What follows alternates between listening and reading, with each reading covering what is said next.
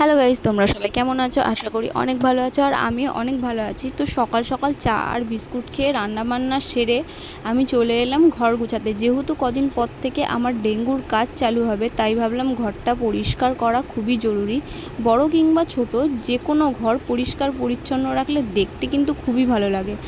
আর যারা গৃহস্থ হয়, মানে বিয়ের পর মেয়েদের, প্রত্যেকটা মেয়েদের জীবনে থাকে যে ঘর পরিষ্কার দেখতে লাগবে, সুন্দর দেখতে লাগবে, গোছাগুছি। তো এটা সারা জীবনই মেয়েদের জীবনে লেগে থাকে। তো আমি বেড কভারটা চেঞ্জ করে নিয়ে এখন বালিশের ওয়ারগুলো চেঞ্জ করে নিয়ে আমি আমার পাশের টেবিলটাকে ঠিক করতে গেলাম। তো ওটাও গুছিয়ে এরকম দেখতে লাগছিলো।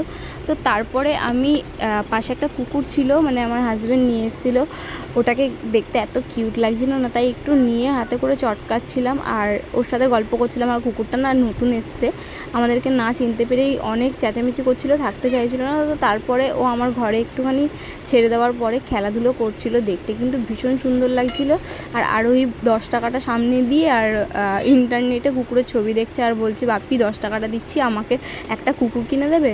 তো স্কুল থেকে এসছে একটু আগে, আর আমার ঘরের ফাইনাল লুক ছিল এটা।